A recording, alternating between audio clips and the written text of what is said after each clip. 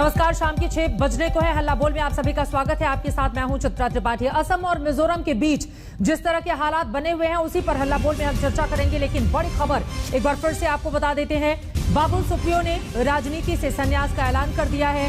बकायदा लंबी चौड़ी फेसबुक पोस्ट उनकी ओर से लिखी गई है, जिसमें उन्होंने इस बात का जिक्र किया कि आखिर वो क्यों अलविदा कह रहे हैं। पार्टी के भीतर मतभेद की बात वो स्वीकार कर रहे हैं। इसके अलावा आपको बताते चले, चंद रोज पहले जब उनकी ओर से अपनी बातें लिखी गई थी, 7 जुलाई का वो पोस्ट जिसमें उनका ये कहना है कि केंद्रीय मंत्री पद जाने की वजह से किस तरह से वो निराश थे, लेकिन बार बार इस बात पर बल देते हुए कि बीजेपी मेरी पार्टी थी और है। लेकिन बाबुल सुप्रियो आसनसोल से जो 2 बार के सांसद, केंद्र में मंत्री रहे, उनको टॉलीगंज से बीजेपी ने इसी विधानसभा चुनाव में जो 2020 में हुआ है उसमें उतारा भी था।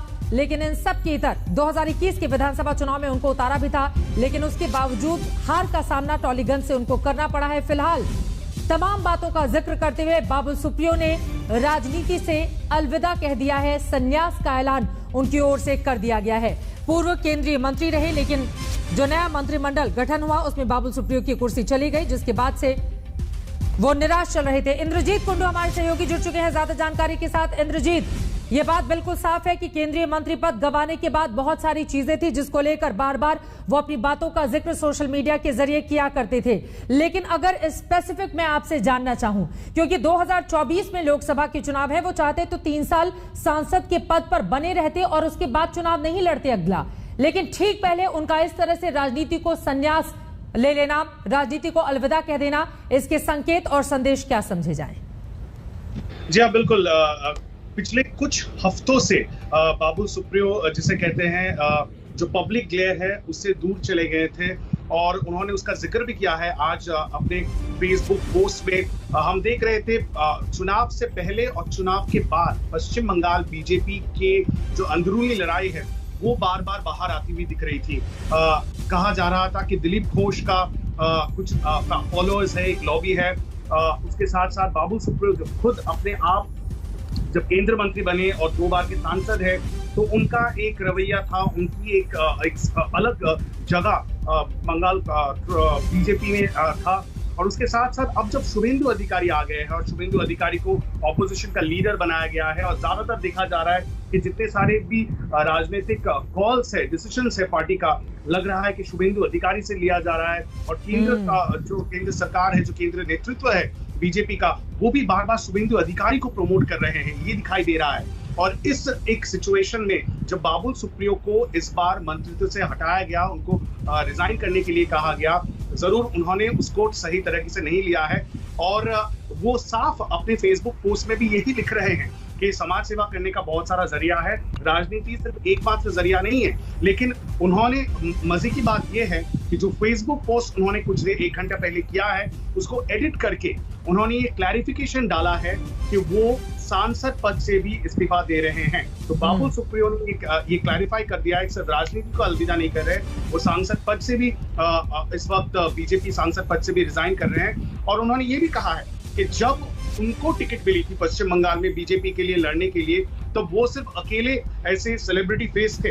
अब बीजेपी में देख लीजिए बहुत सारे सेलिब्रिटी फेस है, फिल्म स्टार्स है। तो बिल्कुल कहीं बाबुल सुप्रियो को जिस तरह से बीजेपी ने धकेला था और कहा था कि आप ये चुनौती लीजिए, टॉलीगंज से लड़िए, वो सांसद हैं लेकिन फिर भी उनको कहा गया आप टॉलीगंज से लड़िए और अरूप विश्वास जो राज्य के मंत्री हैं उनके खिलाफ लड़िए, एक हेवीवेट कैंडिडेट हैं, लेकिन वो उनके खिलाफ हार गए। अब बाबुल सुप्रियो ने ये कह दिया है क्योंकि उनको मंत्रित्व नहीं मिला है और ये एक कारण है, उन्होंने खुद कहा है, इसलिए वो बिल्कुल 2-3 बहुत महत्वपूर्ण बातें इंद्रजीत आपकी ओर से बताई गई हैं। पहला ये कि जिस तरह से शुभेंदु अधिकारी को प्रमोट किया जा रहा है बंगाल बीजेपी में, जाहिर है उनका कद लगातार बढ़ता हुआ चला गया, क्योंकि नंदीग्राम से उन्होंने ममता बनर्जी को हराया। इस वजह से भी बीजेपी में उनको लेकर एक अलग तरह का माहौल, इससे भी कहीं ना कहीं अपने आप को अलग थलग महसूस कर रहे थे।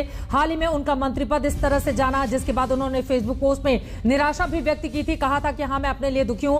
बहुत सारे ऐसे कारण थे जिसके कारण बाबुल सुप्रियो की ओर से ये इस्तीफा लिखते हुए ये लंबा चौड़ा फेसबुक पोस्ट लिखा गया है। बजाय इसके कि केंद्रीय नेताओं से मुलाकात करके वो उनको सौंपते अपना इस्तीफा, उन्होंने अपनी राय यहां पर जाहिर कर दी। लेकिन सौमित्र खान जो कि सांसद है भारतीय जनता पार्टी की, उनकी ओर से इस पूरे मामले में क्या कहा गया, हमारे सहयोगी ने उनसे जब ये सवाल पूछा तो सुनिए क्या जवाब मिला है। दादा, बाबुल सुप्रियो ने एक इमोशनल पोस्ट लिखा है, अलविदा कह रहे हैं, लेकिन उन्होंने कहा है नहीं कि वो राजनीति से वो अलविदा लेना चाहते हैं, ऐसा हिंट दिखा रहे हैं। हमको मालूम नहीं है, बाबुल तो मेरा बड़ा भैया है, हम लोग भारतीय जनता पार्टी का कर्मी हूँ, बस यही जानता हूँ। कुछ बात हुआ उनके? नहीं, अभी देखा ही नहीं, फेसबुक देखने से बहुत पता चलेगा। Thank you. सौमित्र खान, सांसद बीजेपी को आप सुन रहे थे। इंद्रजीत, यहां पर एक और सवाल के साथ सीधे आपके पास आते हुए चले, इस खबर पर हमारी नजर रहेगी, लेकिन आपको बता दें कि बाबुल सुप्रियो का इस्तीफा हो चुका है, जैसा कि उनके फेसबुक पोस्ट से जाहिर है, और उसके पीछे अंदरूनी राजनीति उन्होंने बड़ी वजह बनाई है। लंबा चौड़ा पोस्ट लिखकर उन्होंने अब सीधे राजनीति को कर दिया है संन्यास। इस पूरे मामले में आगे और किस तरह की प्रतिक्रियाएं आती हैं सामने, इस पर रहेगी आज तक की नजर। आगे बढ़ते हुए अब लौटते हैं हल्ला बोल में आज के अपने महत्वपूर्ण मुद्दे पर। असम मिजोरम के बीच सरहद पर तनाव की हद हो गई है। सीमा विवाद अब सारी सीमाएं लांघ रहा है। दोनों राज्य तनाव को और बढ़ाने वाली हरकतें कर रहे हैं। हद तो यह है कि मिजोरम पुलिस ने असम के मुख्यमंत्री हेमंता बिस्वा शर्मा पर ही मुकदमा ठोंक दिया है। तो बिस्वा शर्मा ने यह कहा है कि वो जांच के लिए पूरी तरह से तैयार हैं। सवाल है कि आखिर दो राज्यों में तनाव की नौबत क्यों आ गई? क्या ये दो राज्यों की आपसी गलती है या फिर गृह मंत्रालय की नाकामी? विपक्ष भी इसे लेकर केंद्र पर लगातार हमलावर है। बहस इन्हें मुद्दों पर करेंगे, लेकिन उसके पहले ये रिपोर्ट देखिए। मिजोरम असम बॉर्डर पर ऐसी मुस्तैदी है कि परिंदा भी पर न मार पाए। पीएफ ने कछार जिले के इस हिस्से को पूरी तरह कंट्रोल में ले लिया है। चप्पे चप्पे पर जवान तैनात हैं। आने जाने वाले हर वाहन पर नजर रखी जा रही है। असम के कछार जिले का ये वही लैलापुर थाना है जहां 26 जुलाई को दो राज्यों की पुलिस एक दूसरे के खून की प्यासी हो गई। दो राज्यों की पुलिस के बीच उस खूनी संघर्ष का अंजाम रहा असम पुलिस के 6 जवानों की शहादत।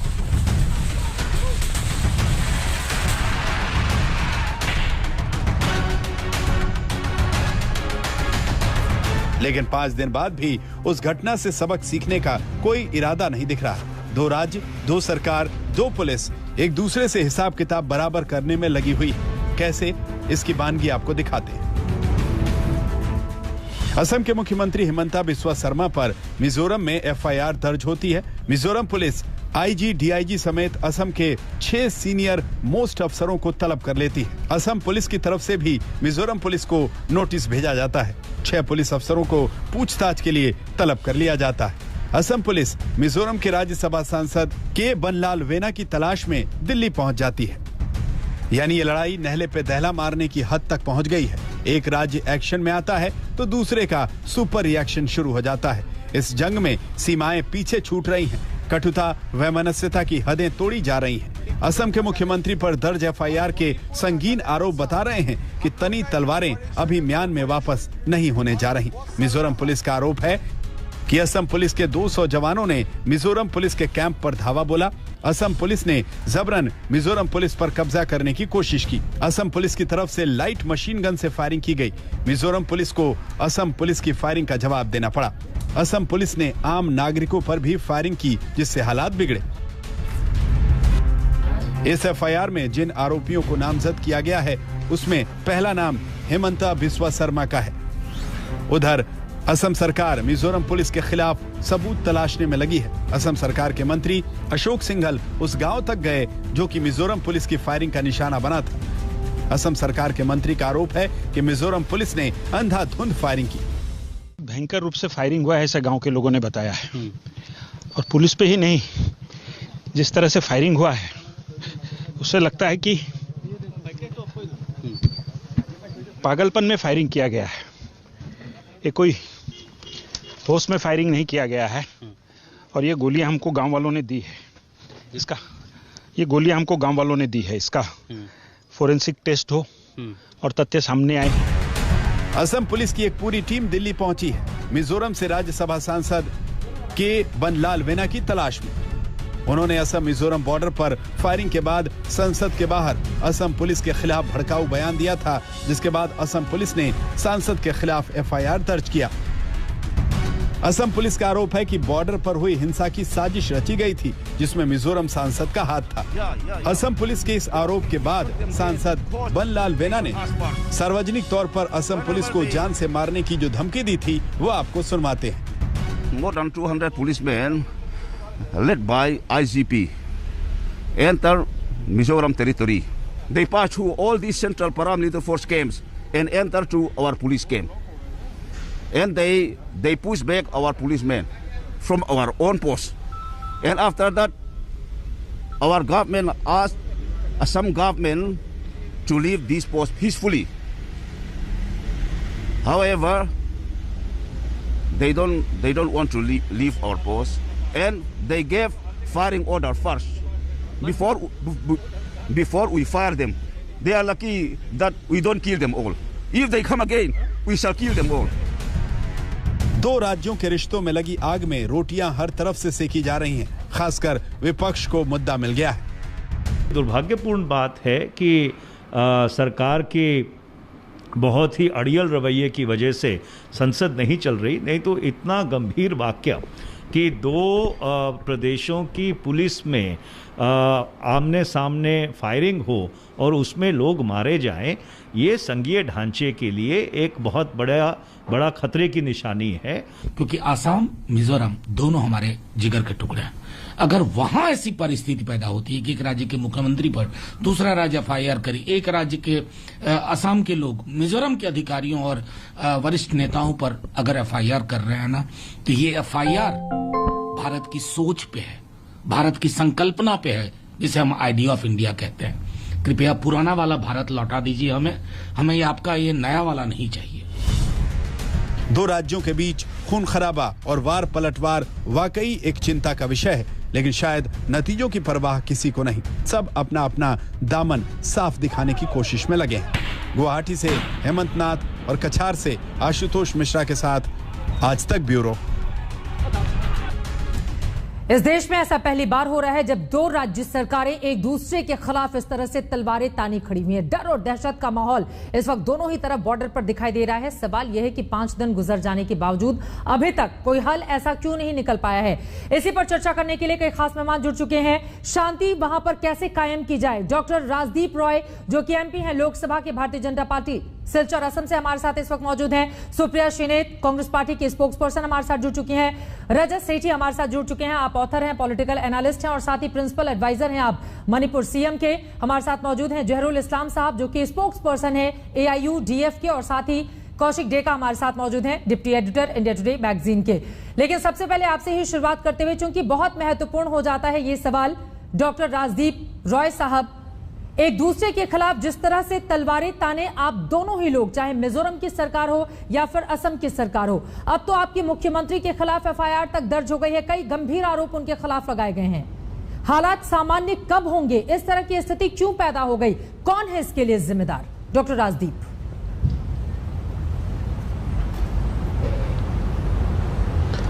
देखिए, मैं परसों ही असम मिजोरम बॉर्डर लाइलापुर में था। मैंने वहाँ का गांव का लोगों से बात करके आया। वहाँ पे जो हालात पैदा हुए हैं पिछले 15 महीने से, विशेष करके अप्रैल 2020 से, मैंने खुद देखा है। कोई बात नहीं था, अचानक मिजोरम की पुलिस कुछ गांवों में जाके जहाँ पे मिजो लोग बसते थे वहाँ पे आके कब्जा करके इनका जो फ्रंट पोस्ट था, जो बॉर्डर पोस्ट था, वो बॉर्डर पोस्ट को करीब 2.5 से 3 किलोमीटर असम की तरफ ले आए। तब हमारा सरकार ने रिस्पॉन्ड किया था, टॉक्स भी हुआ था, जॉइंट सेक्रेटरी लेवल MHA का डिपार्टमेंट के अंदर में टॉक्स हुआ था, करीब 3-4 दफा का टॉक्स हुआ। लेकिन बार बार ये बोला गया कि जो पुराना प्री कोविड स्टेटस है, अप्रैल 1 2020 का पहले का जो स्टेटस है वो हम रिस्टोर करेंगे। दिल्ली में चीफ सेक्रेटरी और DGP को बुलाए गए। असम की चीफ सेक्रेटरी और DGP तब आए, मैं 1-1.5 साल पहले की बात कर रहा हूं। आके वो मेमोरेंडम ऑफ अंडरस्टैंडिंग में ये लोग ने साइन किया, साइन करके चले गए। लेकिन मिजोरम की तरफ से जो लोग गए थे, चीफ सेक्रेटरी और DGP ने, they did not sign and they came back to Mizoram.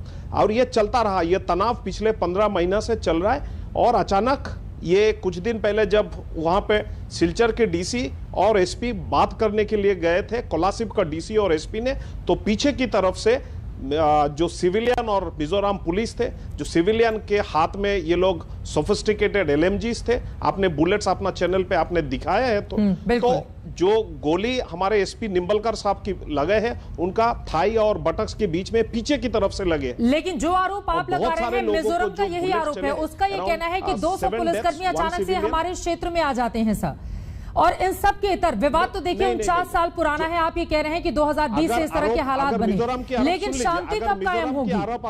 शांति कब कायम होगी? ये तो आपकी जिम्मेदारी है ना। डर और दहशत के मारे वहां पर लोगों का बुरा हाल है, बंकर बनाए जा रहे हैं दूसरी तरफ सीमा पर। नहीं, सुन लीजिए, सुन लीजिए, सुन लीजिए, सुन लीजिए, मेरे को थोड़ा देर के लिए बोलने के मौका दीजिए। शांति कायम करने के लिए जब भी पहल होता है सेंटर की तरफ से, स्टेट बॉर्डर आप देख लीजिए, ये स्टेट का इशू नहीं है, ये कॉन्करेंट सब्जेक्ट है जिसमें सेंटर और स्टेट दोनों का शेयर रहेगा और आपस में दो स्टेट मिलकर बैठ के अगर बात कर सकता है, कॉन्सेंसस होता है तो अच्छा है, अगर नहीं होता है तो सेंटर इंटरवीन करता है। ये ऐसा ही एक सब्जेक्ट है जो कॉन्करेंट है। सेंटर ने हमको जब भी बुलाया, हम आया, आके बात किया, हमारी तरफ से जो जो पहल करना था हमने किया। लेकिन अब भी देखिए, परसों 2 दिन पहले लेटर साइन हुए हैं, साइन होने का बाद भी आज भी देखिए जो डिस्प्यूटेड टेरिटरी है हमने सीआरपीएफ को हैंडओवर कर दिया। मिजोरम पुलिस ने सीआरपीएफ को अभी तक हैंडओवर नहीं किया। हमने थोड़ा देर पहले एक वीडियो क्लिप मिला, हम उसको आगे भी ट्वीट करेंगे। And you look at the arrogance of the officers of Mizoram police and Mizoram administration. इनको देखिए, बोलने का बाद, सेंटर से बोलने का बावजूद they are not in a position to vacate those post. Tweet करने से क्या हो जाएगा सर?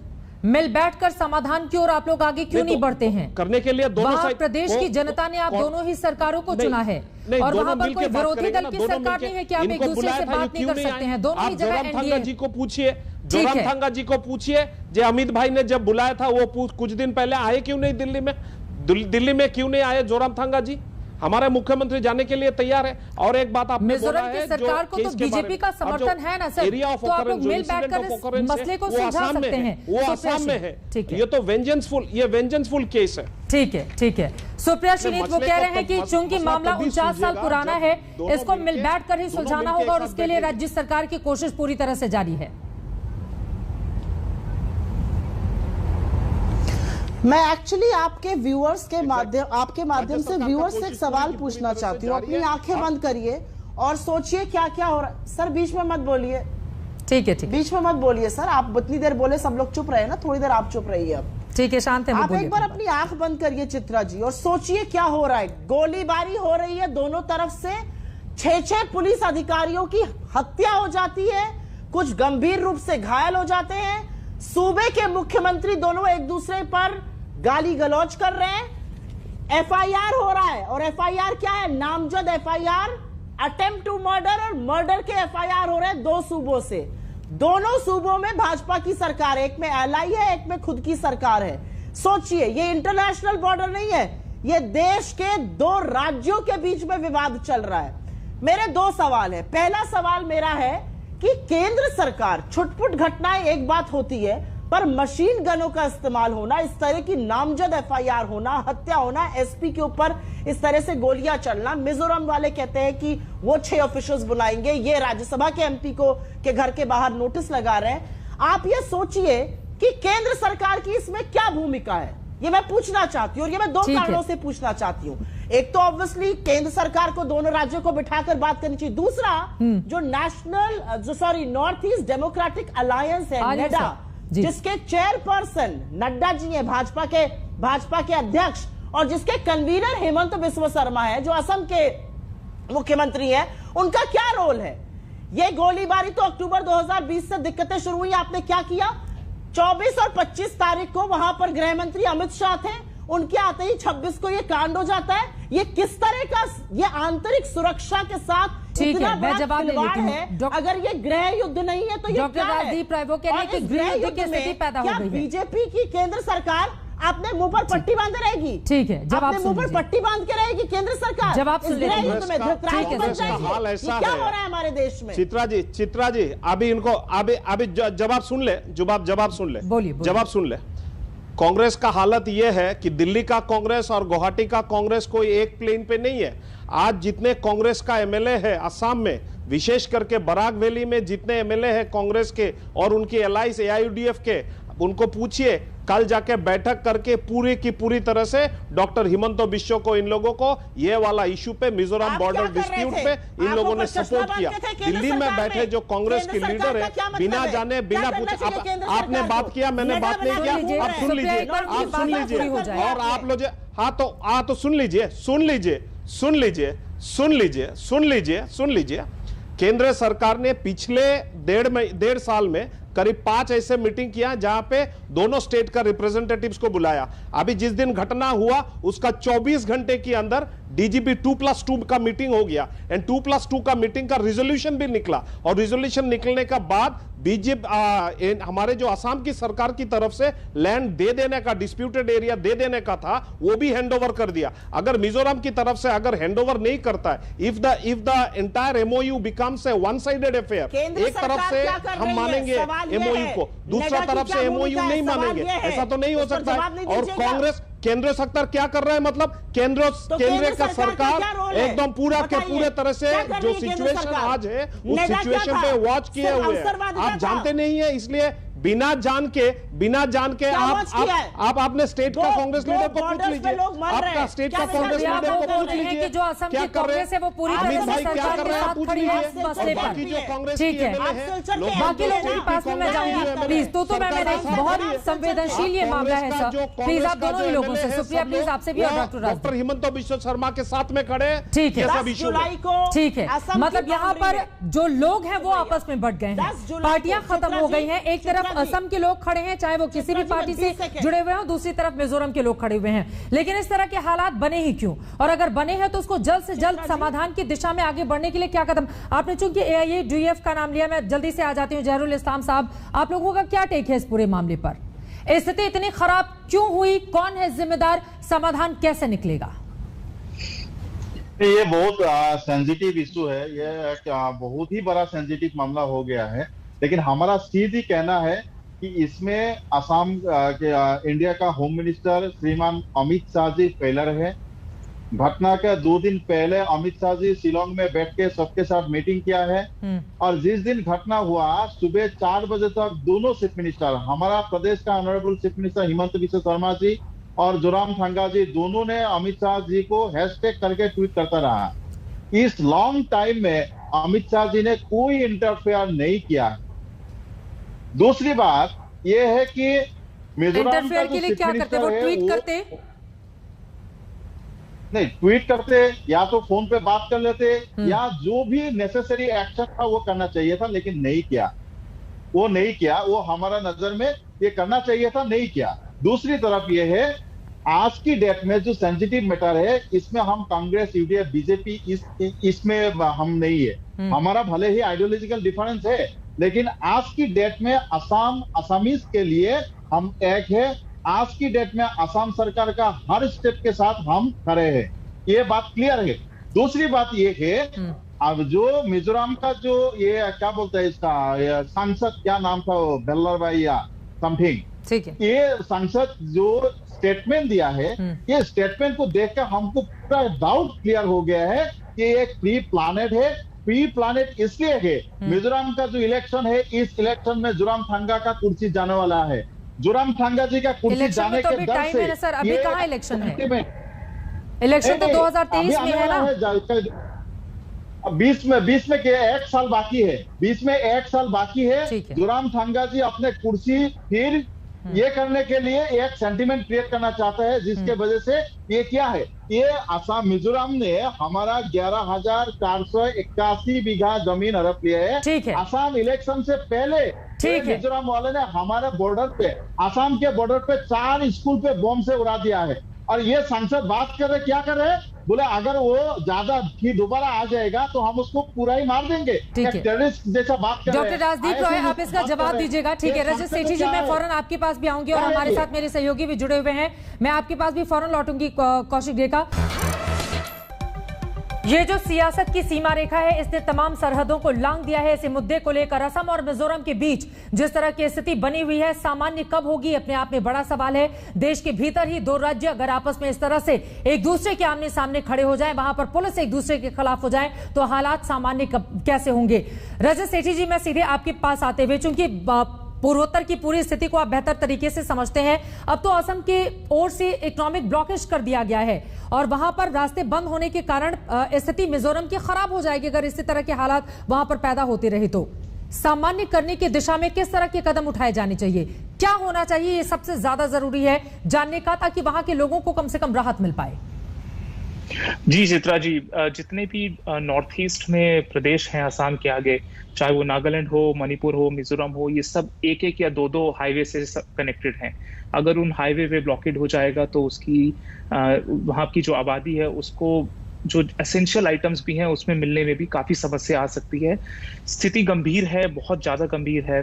मुझे लगता है कि सुप्रीम कोर्ट को सबसे पहले इसका कॉग्निजेंस लेना चाहिए, क्योंकि इसमें कई चीजें कानून से संबंधित हैं। पुराने लॉज थे, ब्रिटिश के भी पहले के कानून थे, जिसका रेफरेंस दे देकर अभी क्लेम्स और काउंटर क्लेम्स की स्थिति आई हुई है दोनों प्रदेशों के बीच में।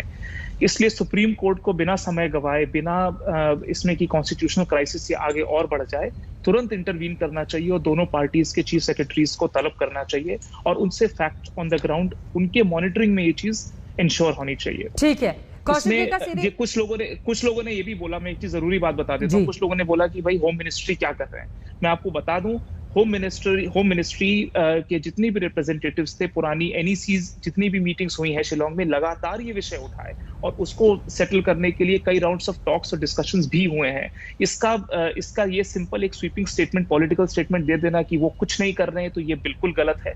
इसमें हो रहा है, लेकिन चूंकि ये पेचीदगी सिर्फ सुप्रीम कोर्ट ही हल कर सकता है, तो मुझे ऐसा लगता है इसका कॉग्निजेंस तुरंत ले सुप्रीम कोर्ट, अन्यथा कोई ना कोई स्टेट इसको मूव करे इसके लिए पिटीशन, और इस पे एकदम अर्जेंटली हियरिंग होनी चाहिए। कौशिक डेका, सीधे आपका रुख करते हुए, क्या सुप्रीम कोर्ट ही अब आखिरी विकल्प है, या राज्य और केंद्र सरकार की ओर से, चूंकि लगातार आप वहां से रिपोर्टिंग कर रहे हैं, वहां पर कम से कम बीच का रास्ता कोई निकल पाए, इसके लिए कोशिशें की जा रही हैं? क्योंकि मिजोरम जहां पर बीजेपी सपोर्ट कर रही है उस सरकार को, असम में खुद इनकी मजबूत सरकार है, बीच का रास्ता अभी तक कोई निकला क्यों नहीं? क्योंकि 5 दिन बीत चुके हैं, मिजोरम में बंकर बनाए जा रहे हैं एक दूसरे पर। यहां पर मैं देख पा रही हूं मशीन गन से फायरिंग की तस्वीरें सामने आई हैं, जिस तरह के आरोप भी लगाए जा रहे हैं असम की ओर से लगातार।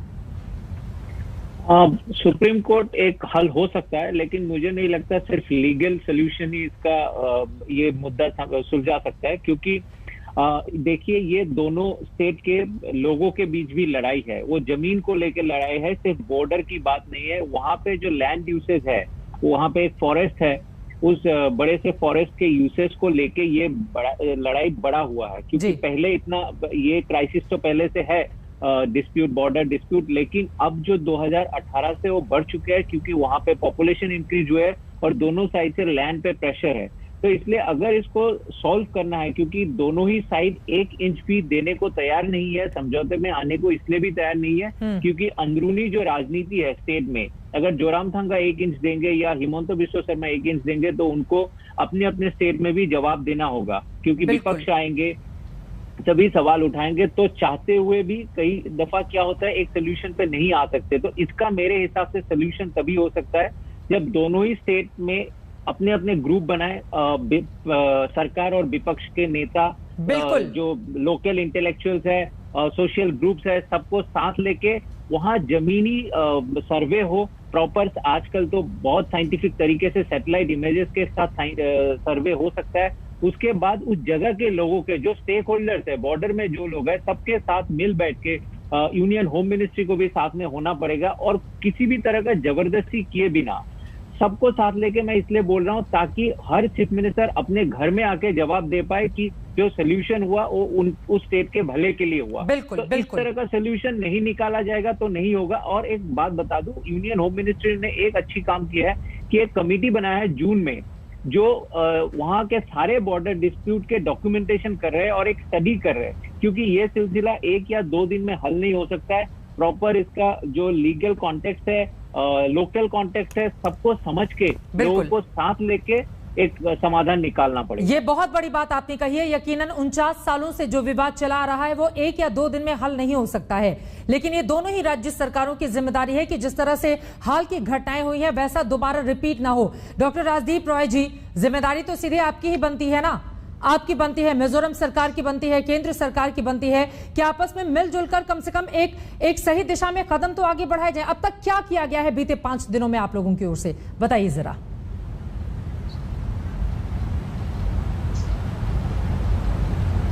देखिए, बीते हुए 5 दिन में 26 तारीख से आज 31 तारीख तक आपको पता है कि होम सेक्रेटरी भल्ला जी की अगुवाई में असम और मिजोरम की चीफ सेक्रेटरी और डीजीपी का 2+2 का मीटिंग हुआ है, और 2+2 का मीटिंग का रिजोल्यूशन 3 पॉइंट रिजोल्यूशन हमारे सामने है, और ये 3 पॉइंट रिजोल्यूशन 28 मॉर्निंग को रिजोल्यूशन साइन होने का 12 घंटा के अंदर असम पुलिस ने अपना जो disputed land along the 306 national highway Silchar to Aizawl national highway का बॉर्डर में, जहां पे ये डिस्प्यूटेड लैंड है लाइलापुर वारंटी इलाका में, वहां पे जो डिस्प्यूटेड लैंड था वो असम का पुलिस ने उसको छोड़ दिया and handed it over to the DIG of CRPF. But very sorry to tell you, अभी तक 4 दिन जाने का बाद भी मिजोरम पुलिस की तरफ से जो डिस्प्यूटेड लैंड से इन लोगों ने वैकेट नहीं किया। मैं मूलतः आपको दूसरा एक इश्यू पे लेके जाना चाहता हूं जो सॉल्व करने को हम लोगों को हेल्प करेगा। आप थोड़ा पीछे की तरफ से जाइए। ये मिजोरम की तरफ से बार बार बोला जा रहा है कि 1873 का लुशाई हिल्स का मैप निकालिए, उस आधार पे हम लुशाई हिल्स का डिमार्केट करेंगे। आप देखिए लुशाई हिल्स का डिमार्केशन तब 1873 में ब्रिटिश लोगों ने सर्वे करके किया था, जो हालांकि बोलना नहीं चाहिए था कि दिल्ली में बैठ के लुशाई हिल्स का मैप इन लोगों ने ड्राइंग किया, उसको रिवैम्प किया 1933 पे। दोनों जो हुआ है वो 1947 का ब्रिटिश लोगों ने किया था, 1947 से पहले। तो 1947 में देश का भाग हो गया and Lushai hills and Khasi Jaintia hills are not contiguous. जैसे कि खासी जयंतिया और लुशाई हिल्स का बीच में kilometres and kilometres of Assam की लैंड है, जहां पे प्लेन्स के लोग, बांग्ला भाषी लोग, चाय बागान की लोग, हिंदी भाषी लोग, बहुत सारे और ट्राइबल जैसे मणिपुरी लोग हैं, वो लोग यहाँ पे बसते हैं। वो असम सदियों से वो असम का इलाका है। तो कोई अगर पुराना तथ्यों में किताबों में कोई लिखा मिले, जमीन का मामला यकीनन संवेदनशील होता है किसी भी राज्य के लिए, किसी भी राज्य के लिए। लेकिन अगर हालात इतने खराब हो जाएं तो मौजूदा सरकार की जिम्मेदारी भी बनती है। अगर पुलिस वाले इस तरह से मारे जाएं, आपके मुख्यमंत्री के खिलाफ मुकदमा कराए, मिजोरम पुलिस ने हत्या की कोशिश और साजिश का केस दर्ज हुआ है। सर समझ रहे हैं कि हालात कहां तक आप पहुंचे हैं? वो तो this is a game of vengeance. They are, ये लोग तो कर ही नहीं सकते, ये लोग केस कर ही नहीं सकते। जो एरिया ऑफ ऑकरेंस है, जो डिस्प्यूट जहां पे हुआ है वो असम का इलाका है, वहां पे मिजोरम पुलिस जाके कैसे केस करेगा? और हमारा चीफ मिनिस्टर ने अभी बोला भी है, अगर जो भी है लीगली कुछ एक्शन होना चाहिए, हम उसको आंसर करने के लिए तैयार। हम कौन सा डरते हैं? केस तो हम भी कर सकते हैं, हम भी जोरामथंगा की अगेंस्ट में केस कर सकते थे, हम लोगों ने नहीं किया। लेकिन हमने केस किया है राज्यसभा एमपी जिन्होंने एक स्टेटमेंट ऐसे दिया जिसका विरोध सिर्फ बीजेपी ने नहीं, भारतवर्ष के जितने political party including the Congress party has given a statement against Rajya Sabha MP of Mizoram. ठीक है, सुप्रिया श्रीनीत वो कह रहे हैं कि असम के मुख्यमंत्री तो हर तरह की जांच के लिए पूरी तरह से तैयार हैं, लेकिन निष्पक्ष होनी चाहिए जांच, इसके लिए निष्पक्ष जांच एजेंसी होनी चाहिए। बिल्कुल सही कह रहे हैं। असम के मुख्यमंत्री जो नॉर्थ ईस्ट डेमोक्रेटिक अलायंस है उसके कन्वीनर भी हैं, उसके चेयरपर्सन नड्डा साहब हैं जो भाजपा के अध्यक्ष हैं।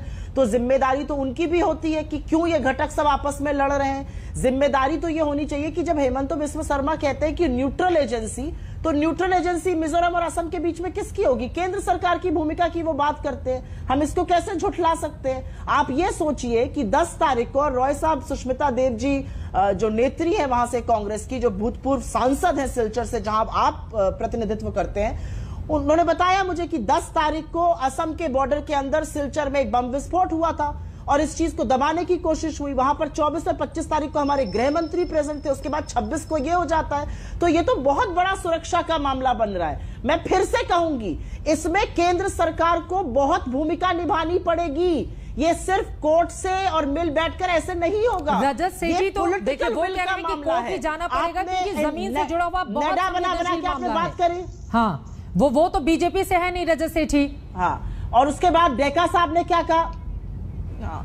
नहीं, बीजेपी की समर्थन में तो है ही, वो बीजेपी के समर्थक है, वो बीजेपी के साथ समर्थन में खड़े रहते हैं, उनकी बात में नहीं कर रहे। 1 second sir, I did not speak in between, उन्होंने रास्ता बनाने के लिए I did not speak in between, please give me a minute के लिए डिटोनेट किया। ठीक है, कांग्रेस नहीं, you should speak on fact, तो यू शुड नॉट उसको स्प्रेड डिनाई लाइज, क्यों किया? You should not spread lies. आपने बॉम्ब ब्लास्ट नहीं हुआ 10 तारीख को, रास्ता बनाने के लिए, पहाड़ तोड़ने के लिए एक डिटोनेट किया था। यू शुड अंडरस्टैंड, वो कह रहे हैं कि पहाड़ तोड़ने के लिए ब्लास्ट किया गया था, उसको बॉम्ब ब्लास्ट नहीं कहा जाए। I will not understand, you will keep quiet now. Supriya ji वो कह रहे हैं कि पहाड़ तोड़ने के लिए ब्लास्ट हुआ था। Denied in the first instance. मैंने हेमंतो बिस्व शर्मा का इस पर स्टेटमेंट देखा, उन्होंने डिनाई किया इस बात को कि ऐसा कुछ भी नहीं हो सकता। जो करेक्ट है वो इंफॉर्मेशन आप प्लेस कीजिए। आपकी इंटेलिजेंस फेलियर नहीं है ये, आपके 6 पुलिस कर्मियों की मौत हो जाती है, ये इंटेलिजेंस फेलियर नहीं है आपका। आपको शर्म नहीं आ रही है? आप आके मुझसे बहस कर रहे हैं, आप और मिजोरम लड़ रहे हैं, ये डबल इंजन की सरकार है। प्लीज आप गलत बात कर रहे हैं। किसने बम ब्लास्ट कराया? आप मिजोरम में, अगर मिजोरम और असम में डबल इंजन की सरकार है, क्या कर रही है? 20 दिन चुप क्यों थे? आप बोलिए, आपका नेत्री लोग क्यों चुप थे? आपका नेता लोग क्यों चुप थे? आप दिल्ली में आके बोल रहे हैं कि असम में बम ब्लास्ट हुआ। आप बोलिए कहां पे? आपकी दिक्कत ये बात है, आप थोड़ा ध्यान आपकी दिक्कत की बात ये है कि चुनी हुई सरकार आपकी है, बदतमीजी आप करिएगा, सवाल आप हमसे पूछिएगा, आपसे कोई सवाल कभी नहीं पूछा जाएगा, किसी सवाल का जवाब देंगे, कहीं तो जवाबदेही करेंगे। अगर जवाबदेही नहीं करिएगा तो आप जानते नहीं है, जो चीज आप जानते नहीं है उसी के आधार पर आप डिबेट करे जा रहे हैं। आप बोल रहे हैं कि बम ब्लास्ट हो गया, कहां बम ब्लास्ट हुआ? किसने बम ब्लास्ट कराया? प्लीज एक एक करके थोड़ी सी मर्यादा अपनी बनाए रखेंगे। रजत सेठी जी कुछ कहना चाह रहे हैं सुप्रिया आपकी बात पर? ठीक है सर, ठीक है सर। सुप्रिया जी बहुत रिस्पेक्टफुली मैं बोलूंगा आपको। मैं सुप्रिया आ रही हूँ, फौरन उनकी 2 लाइन में बात हो जाए, फिर आप ही जवाब दीजिएगा, ब्रेक के लिए जाना है। देखिए सुष्मिता देव जी पिछले 7 साल से दिल्ली में कैंप किए हुए बैठी हैं। सुष्मिता देव जी दिल्ली में 7 साल से बैठी, उनको क्या मालूम कि वहां क्या चल रहा है? राजदीप दास से पूछिए, जो दिन रात वहां पे रहते हैं, उन्होंने बताया कि ये इन्फॉर्मेशन भी उनकी गलत थी, इसीलिए उनको ग्राउंड की राजनीति करनी चाहिए और कांग्रेस को ग्राउंड की राजनीति करनी चाहिए, तभी उनको समझ में आएगा इश्यूज क्या है। मैं आपको बताऊं, ये विषय कांग्रेस और बीजेपी का नहीं है। अगर आप उस बाइनरी में फंस जाएंगे तो इसकी सीरियसनेस को रिजॉल्व नहीं किया जा सकता। ये आपकी भी सरकार रही है राजीव गांधी की, जिसने बॉम्ब किया था मिजोरम के अंदर। एकमात्र जगह जहां भारत के हिस्से, भौगोलिक हिस्से के ऊपर बम किया वो तो राजीव गांधी थे। ये भी सत्य का हिस्सा है, लेकिन हर चीज को पर्सपेक्टिव में देखना चाहिए। इस चीज को भी थोड़ा सा सुप्रिया जी पर्सपेक्टिव में देखिए। ये विषय आपका हमारा सबका है, ये कांग्रेस और बीजेपी का विषय नहीं है। ठीक है, ठीक है सुप्रिया। जवाबदेही कहीं नहीं है, इनकी कहीं पर भी जवाबदेही नहीं होगी। इनसे कोई सवाल पूछ लो, जवाब कभी भी नहीं होगा भाजपा के पास। कभी इस पर आक्षेप, कभी उसका आक्षेप। क्या कर रहे थे हेमंत बिस्व शर्मा, बताइए मुझे। नड्डा के कन्वीनर थे, क्या कर रहे थे, बताइए मुझे। यह अपने आप में बेहद संवेदनशील मामला है, उतना ही गंभीर भी है, लेकिन राज्य और केंद्र दोनों ही सरकारों की यह जिम्मेदारी है, चाहे मिजोरम असम की बात करें या फिर केंद्र की बात करें, कि कम से कम मिल बैठकर एक ऐसी दिशा में आगे बढ़े ताकि जल्द से जल्द समाधान निकल पाए और 26 जुलाई को जिस तरह की स्थिति इन दोनों ही राज्यों के भीतर बनी, आमने सामने आकर खड़े हो गए एक दूसरे के खिलाफ, वो स्थिति दोबारा पैदा नहीं हो। अब आगे क्या होता है ये देखना रहेगा महत्वपूर्ण। असम और मिजोरम के बीच ये जो सीमा विवाद है, ये बीते 49 सालों से इसी तरह से चला आ रहा है, लेकिन 2020 के बाद वहां परिस्थितियां खराब हो गई। अब समाधान की दिशा में सरकार कैसे आगे बढ़ेगी, क्योंकि पिछले जो 5 दिन हैं यकीनन उसने देश को स्तब्ध कर दिया है। जिस तरह की स्थिति इस वक्त असम और मिजोरम के बीच में कायम है, हल क्या निकलेगा इस पर रहेगी आज तक की नजर। इसी के साथ एक छोटे से ब्रेक के लिए हम रुकेंगे, फोन लौटते हैं, आप देखते रहिए आज तक।